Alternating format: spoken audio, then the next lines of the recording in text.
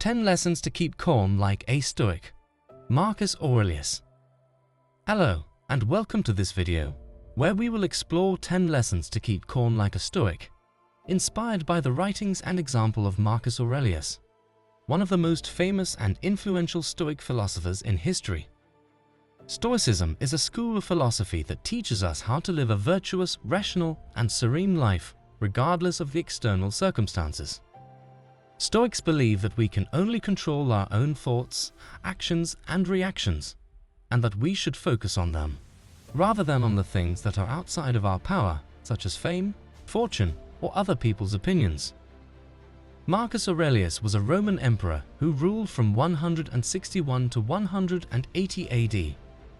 He was also a devoted student and practitioner of Stoicism, and he wrote a personal diary known as the Meditations, where he recorded his reflections and advice on how to live according to the Stoic principles. His diary is considered one of the greatest works of Stoic literature, and it has inspired countless people throughout history, from political leaders to artists to ordinary people. In this video, we will look at 10 lessons that we can learn from Marcus Aurelius and apply to our own lives to help us cope with the challenges, difficulties, and uncertainties that we may face, and to cultivate a calm and rational mind. Lesson 1. Start your day with a positive mindset. The first lesson is to start your day with a positive mindset and to prepare yourself for whatever may happen. Marcus Aurelius wrote, "When you wake up in the morning, tell yourself, 'The people I deal with today will be meddling, ungrateful, arrogant, dishonest, jealous, and surly. They are like this because they can't tell good from evil. But I have seen the beauty of good and the ugliness of evil, and have recognized that the wrongdoer has a nature related to my own, not of the same blood or birth, but the same mind, and possessing a share of the divine. And so none of them can hurt me. No one can implicate me in ugliness, nor can I feel angry at my relative or hate him. We were born to work together like feet, hands, and eyes, like the 2 rows of teeth, upper and lower. To obstruct each other is unnatural.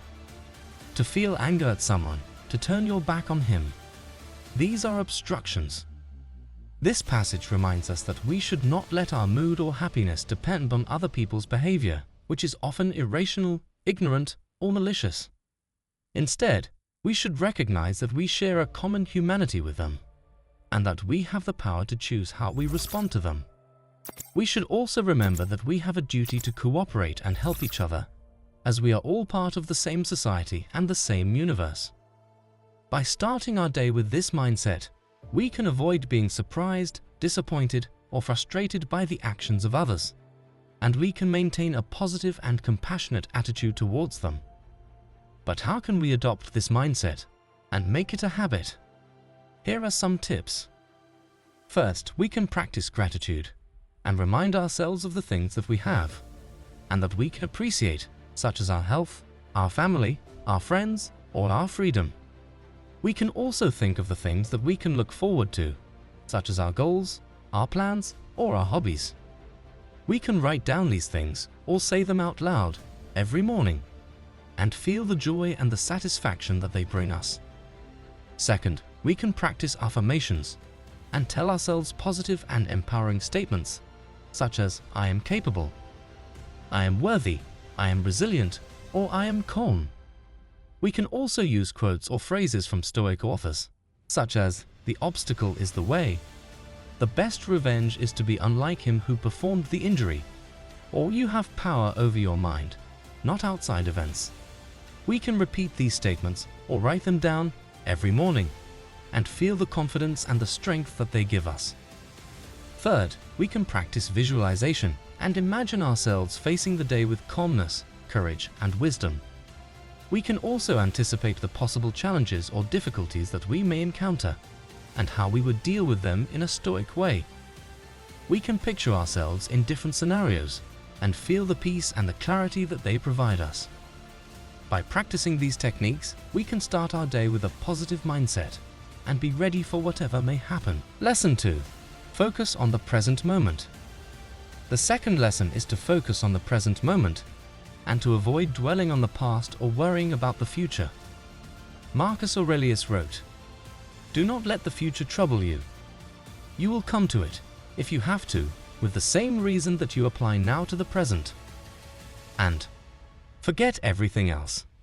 Keep hold of this alone and remember it. Each of us lives only now, this brief instant. The rest has been lived already or is impossible to see." These passages remind us that the only thing that is real and that matters is the present moment, which is the only thing that we can control and influence. The past is gone and the future is uncertain. By focusing on the present, we can make the best use of our time, energy, and resources, and we can avoid wasting them on regrets, fears, or fantasies. By focusing on the present, we can also appreciate the beauty and the value of every moment, and we can be more mindful and attentive to what we are doing and experiencing. But how can we focus on the present and make it a habit? Here are some tips. First, we can practice meditation and train our mind to be aware and focused on the present moment.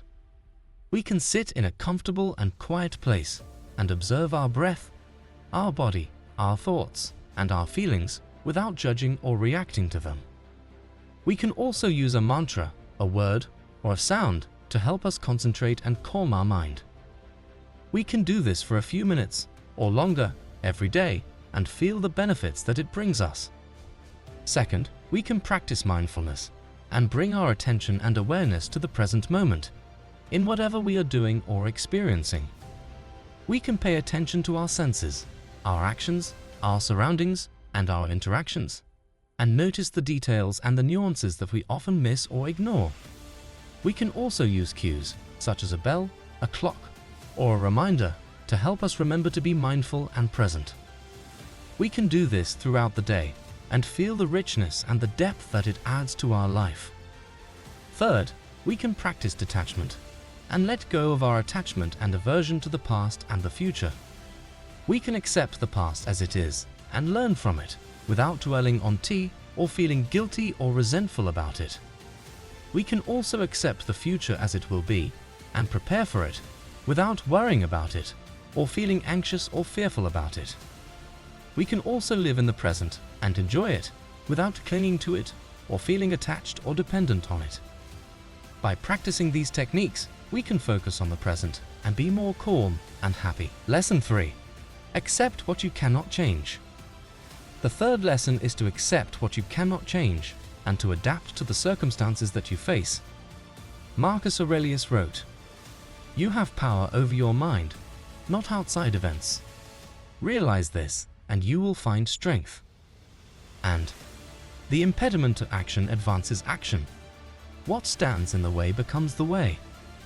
These passages remind us that we should not resist or complain about the things that are outside of our control, such as the weather, the economy, or the actions of others. Instead, we should accept them as they are and use them as opportunities to practice our virtues, such as courage, wisdom, or patience. We should also use them as challenges to improve ourselves, to learn new skills, or to find new solutions. By accepting what we cannot change, we can avoid being stressed, angry, or depressed by the external events, and we can find peace and strength within ourselves. But how can we accept what we cannot change and make it a habit? Here are some tips. First, we can practice Stoic exercises, such as the dichotomy of control, the view from above, and the premeditation of evils. The dichotomy of control is the practice of distinguishing between the things that we can control and the things that we cannot control, and focusing only on the former. The view from above is the practice of zooming out and looking at the bigger picture, and realizing how small and insignificant our problems are in the grand scheme of things. The premeditation of evils is the practice of imagining the worst-case scenarios and preparing ourselves for them, and realizing that they are not as bad as we think. Second, we can practice positive reframing and changing our perspective and attitude towards the things that we cannot change. We can look for the silver lining, the hidden benefit, or the valuable lesson that every situation offers us. We can also look for the humor, the irony, or the absurdity that every situation reveals to us. We can also look for the gratitude, the appreciation, or the compassion that every situation inspires in us. Third, we can practice action and doing what we can, with what we have, where we are. We can focus on our goals, our plans, or our tasks, and work on them diligently and persistently. We can also focus on our roles, our responsibilities, or our duties, and fulfill them faithfully and honorably. We can also focus on our values, our principles, or our virtues, and live by them consistently and authentically. By practicing these techniques, we can accept what we cannot change and be more resilient and adaptable. Lesson 4. Be grateful for what you have. The fourth lesson is to be grateful for what you have and to appreciate the simple and essential things in life. Marcus Aurelius wrote, "When you arise in the morning, think of what a precious privilege it is to be alive, to breathe, to think, to enjoy, to love. And do not indulge in dreams of having what you have not, but reckon up the chief of the blessings you do possess, and then thankfully remember how you would crave for them if they were not yours." These passages remind us that we should not take for granted the things that we have, such as our health, our family, our friends, or our freedom. We should also not be greedy or envious of the things that we do not have, such as wealth, fame, or power, which are often fleeting, unreliable, or meaningless. Instead, we should be grateful for the things that we have, and that truly matter, and we should enjoy them and use them well. By being grateful for what we have, we can avoid being dissatisfied, unhappy, or ungrateful, and we can cultivate a sense of joy and contentment. But how can we be grateful for what we have and make it a habit? Here are some tips. First, we can practice gratitude journaling and write down the things that we are grateful for every day or every week. We can list the big things, such as our life, our health, or our loved ones, but also the small things, such as a good meal, a nice conversation, or a beautiful sunset. We can also write down why we are grateful for them and how they make us feel. We can also read our gratitude journal whenever we need a reminder or a boost of positivity. Second, we can practice gratitude expressions and say thank you or show appreciation to the people who help us, support us, or inspire us in any way. We can also write them a note, a letter, or a card to express our gratitude more deeply and personally. We can also give them a gift, a hug, or a compliment to express our gratitude more tangibly and warmly. We can also do something nice or helpful or generous for them to express our gratitude more actively and reciprocally. Third, we can practice gratitude meditation and focus our mind and heart on the things that we are grateful for and feel the emotions that they evoke in us. We can also send positive thoughts or wishes or prayers to the people or the things that we are grateful for and feel the connection that we have with them. We can also expand our gratitude and include the people or the things that we may not usually think of, or that we may take for granted, or that we may have a conflict with, and feel the compassion that we have for them. By practicing these techniques, we can be grateful for what we have and be more joyful and content. Lesson 5. Be humble and modest. The fifth lesson is to be humble and modest, and to avoid being arrogant, prideful, or vain. Marcus Aurelius wrote, "How ridiculous and how strange to be surprised at anything which happens in life. And how small a part of the boundless and unfathomable time is assigned to every man, for it is very soon swallowed up in the eternal. And how small a part of the whole substance, and how small a part of the universal soul, and on what a small clod of the whole earth you creep. Reflecting on all this, consider nothing to be great, except to act as your nature leads you, and to endure that which the common nature brings." These passages remind us that we should not be surprised or disturbed by the events that happen in life, as they are part of the natural and inevitable order of things. We should also not be proud or boastful of ourselves, as we are very insignificant and temporary in the grand scheme of things. Instead, we should be humble and modest and recognize our limitations, our ignorance, and our mortality. We should also be respectful and tolerant of others and of the diversity and complexity of the world. By being humble and modest, we can avoid being deluded, arrogant, or disrespectful, and we can cultivate a sense of perspective and wisdom. But how can we be humble and modest and make it a habit? Here are some tips. First, we can practice self-awareness and examine ourselves honestly and objectively and acknowledge our strengths and weaknesses, our successes and failures, our virtues and vices. We can also seek feedback, criticism, or advice from others and listen to them with an open mind and a willingness to learn. We can also compare ourselves, not to others, but to our own standards and ideals, and strive to improve ourselves without being complacent or self-satisfied. Second, we can practice humility and avoid bragging, boasting, or showing off about ourselves, our achievements, or our possessions. We can also avoid looking down, judging, or criticizing others for their shortcomings, their mistakes, or their differences. We can also avoid seeking praise, admiration, or validation from others for our actions, our opinions, or our appearance. We can also avoid being defensive, stubborn, or arrogant when we are wrong, or when we are challenged, or when we are corrected. Third, we can practice modesty and avoid being extravagant, wasteful, or greedy with our resources, our money, or our time. We can also avoid being flashy, showy, or ostentatious with our clothes, our accessories, or our gadgets. We can also avoid being indulgent, hedonistic, or gluttonous with our pleasures, our desires, or our appetites. We can also avoid being envious, jealous, or covetous of what others have, or what others do, or what others are.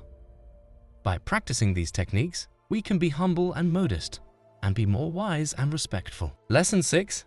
Be honest and sincere. The sixth lesson is to be honest and sincere, and to avoid being deceitful, hypocritical, or manipulative. Marcus Aurelius wrote, "If it is not right, do not do it. If it is not true, do not say it." And the first rule is to keep an untroubled spirit. The second is to look things in the face and know them for what they are. These passages remind us that we should not do or say anything that is against our conscience, our reason, or our values. We should also not lie, cheat, or pretend to be something that we are not. Instead, we should be honest and sincere, and act and speak according to our principles, our logic, and our truth. We should also be realistic and objective, and see things as they are, not as we wish them to be. By being honest and sincere, we can avoid being corrupted, dishonest, or delusional, and we can cultivate a sense of integrity and clarity. But how can we be honest and sincere and make it a habit? Here are some tips. First, we can practice honesty and tell the truth, even when it is hard, inconvenient, or unpopular. We can also admit our mistakes, our faults, or our ignorance, and take responsibility for them without making excuses or blaming others. We can also keep our promises, our commitments, or our agreements and honor them without breaking them or changing them. Second, we can practice sincerity and express our thoughts, our feelings, or our opinions without hiding them or sugarcoating them. We can also listen to others and understand their perspectives without interrupting them or judging them. We can also be consistent and match our words with our actions without contradicting them or changing them. Third, we can practice authenticity and be ourselves without trying to please others or conform to their expectations or follow their trends. We can also be original and use our own voice, our own style, or our own ideas without copying others or following their templates or repeating their cliches. We can also be confident and value ourselves without being arrogant or insecure or dependent. By practicing these techniques, we can be honest and sincere and be more trustworthy and clear. Lesson 7. Be kind and generous. The seventh lesson is to be kind and generous, and to avoid being selfish, cruel, or indifferent. Marcus Aurelius wrote, "Kindness is invincible if it is sincere and not an act." What can even the most vicious person do if you keep treating him with kindness and gently set him straight? If you get the chance, correcting him cheerfully at the exact moment that he is trying to do you harm. No, my friend. That isn't what we're here for.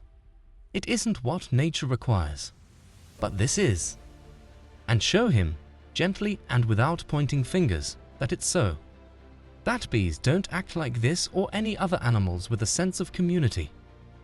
Don't do it sardonically or meanly, but affectionately, with no hatred in your heart. And not ex cathedra or to impress third parties, but speaking directly to him, even if there are other people around.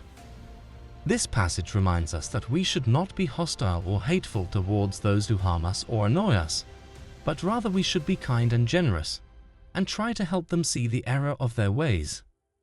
We should also not be sarcastic or judgmental, but rather we should be sincere and respectful, and speak to them as fellow human beings.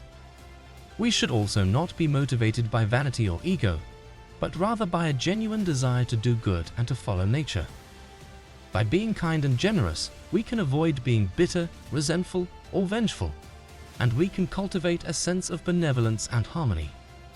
But how can we be kind and generous and make it a habit? Here are some tips. First, we can practice kindness and do small acts of kindness every day for ourselves and for others. We can smile, say hello, give a compliment, or offer a hand to anyone we meet without expecting anything in return. We can also treat ourselves with kindness and take care of our needs, our health, and our well-being without feeling guilty or selfish. Second, we can practice generosity and share our resources, our money or our time, with those who need them or who can benefit from them. We can donate, volunteer, or help in any way we can without being stingy or attached. We can also be generous with our knowledge, our skills, or our ideas, and teach, mentor, or inspire anyone who can learn from us without being arrogant or possessive. Third, we can practice empathy and put ourselves in the shoes of others and try to understand their feelings, their thoughts, or their situations without being indifferent or judgmental. We can also express our empathy and show our support, our compassion, or our sympathy to anyone who is suffering, struggling, or in pain, without being pitying or patronizing. By practicing these techniques, we can be kind and generous, and be more benevolent and harmonious. Lesson 8. Be self-disciplined and consistent. The 8th lesson is to be self-disciplined and consistent, and to avoid being lazy, impulsive, or inconsistent. Marcus Aurelius wrote, "At dawn, when you have trouble getting out of bed, tell yourself, 'I have to go to work as a human being. What do I have to complain of if I'm going to do what I was born for, the things I was brought into the world to do? Or is this what I was created for? To huddle under the blankets and stay warm?' And do not act as if you had 10,000 years to live. The inescapable is hanging over your head. While you have life in you, while you still can, make yourself good." These passages remind us that we should not waste our time and our potential, but rather we should use them wisely and productively. We should also not give in to our passions, desires, or whims, but rather we should follow our reason, our purpose, and our values. We should also not be complacent or procrastinate, but rather we should be diligent and persistent, and do what we have to do when we have to do it. By being self-disciplined and consistent, we can avoid being unproductive, irrational, or unreliable, and we can cultivate a sense of excellence and achievement. But how can we be self-disciplined and consistent and make it a habit? Here are some tips. First, we can practice goal setting and define our long-term and short-term goals and break them down into manageable and measurable steps. We can also write down our goals and review them regularly and track our progress and results. We can also reward ourselves or celebrate when we achieve our goals or complete our steps and feel the satisfaction and the motivation that they bring us. Second, we can practice habit building and create and follow a daily routine that includes the activities and tasks that are important and beneficial for us, such as exercise, meditation, reading, or writing. We can also use tools such as calendars, alarms, or apps to help us schedule and remind us of our habits. We can also use strategies such as the habit loop, the habit stacking, or the habit tracking to help us form and maintain our habits and make them automatic and effortless. Third, we can practice self-control and resist the temptations and distractions that may interfere with our goals and habits, such as social media, TV, or games. We can also use techniques such as the Pomodoro method, the Eisenhower matrix, or the Pareto principle to help us manage our time and prioritize our tasks. We can also use methods such as the 5-second rule, the if-then plan, or the implementation intention to help us overcome our inertia and take action. By practicing these techniques, we can be self-disciplined and consistent and be more productive and successful. Lesson 9. Be calm and resilient. The 9th lesson is to be calm and resilient and to avoid being anxious, angry, or depressed. Marcus Aurelius wrote, "If you are distressed by anything external, the pain is not due to the thing itself, but to your estimate of it, and this you have the power to revoke at any moment. And how much more grievous are the consequences of anger than the causes of it?" These passages remind us that we should not let our emotions be affected by the external events, which are often beyond our control and indifferent to us. Instead, we should control our emotions and judge the events rationally and objectively. We should also not react with anger, fear, or sadness, which are harmful and useless, but rather with calmness, courage, and joy, which are beneficial and virtuous. By being calm and resilient, we can avoid being disturbed, agitated, or miserable, and we can cultivate a sense of tranquility and happiness. But how can we be calm and resilient and make it a habit? Here are some tips. First, we can practice breathing and use our breath as a tool to calm our mind and body and to regulate our emotions. We can breathe deeply, slowly, and evenly and focus on our inhalation and exhalation and feel the sensations that they create in us. We can also use breathing techniques such as the 4-7-8 method, the box breathing, or the alternate nostril breathing to help us relax and reduce stress.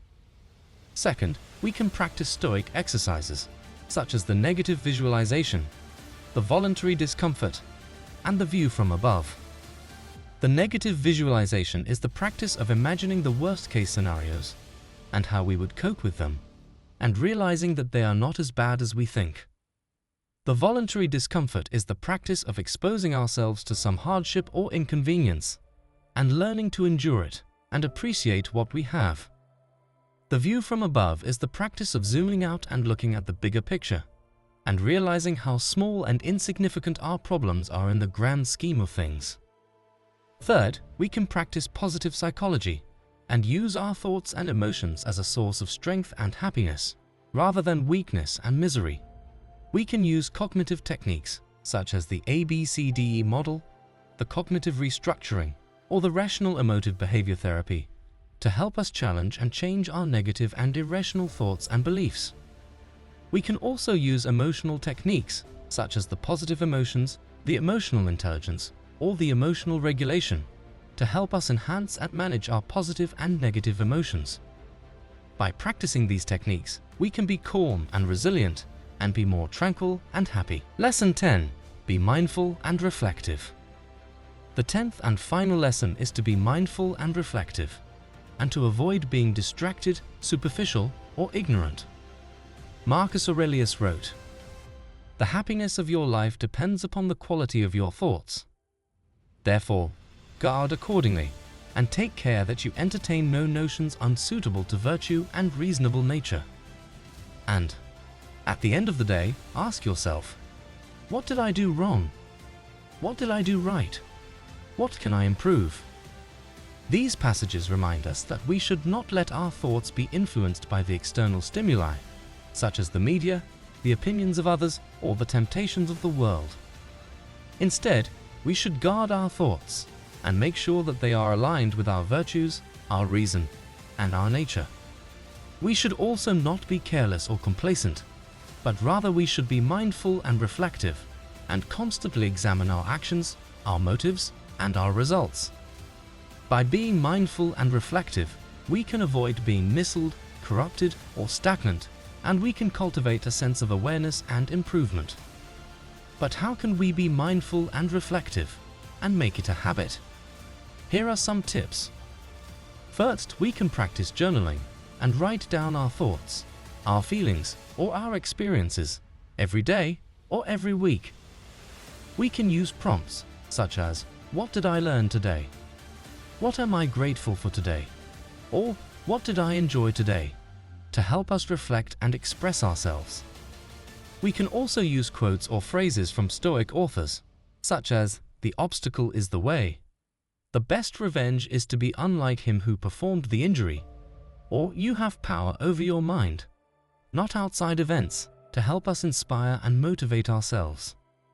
Second, we can practice meditation and train our mind to be aware and focused on the present moment.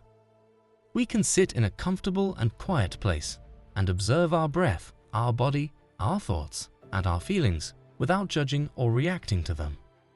We can also use a mantra, a word, or a sound to help us concentrate and calm our mind. We can do this for a few minutes or longer every day and feel the benefits that it brings us. Third, we can practice self-improvement and set goals and plans to improve ourselves in any area that we want, such as our health, our skills, our knowledge, or our relationships. We can also seek feedback, criticism, or advice from others and listen to them with an open mind and a willingness to learn. We can also read books, watch videos, or listen to podcasts that can teach us something new or challenge us to think differently or inspire us to act better. By practicing these techniques, we can be mindful and reflective and be more aware and improved. These are the 10 lessons that we can learn from Marcus Aurelius and Stoicism to help us keep calm and live a good life. Of course, these are not the only lessons nor the only source of wisdom, but they are a good start and a good reminder. We hope that you enjoyed this video and that you will apply these lessons to your own life. Thank you for watching, and remember, the best revenge is to be unlike him who performed the injury.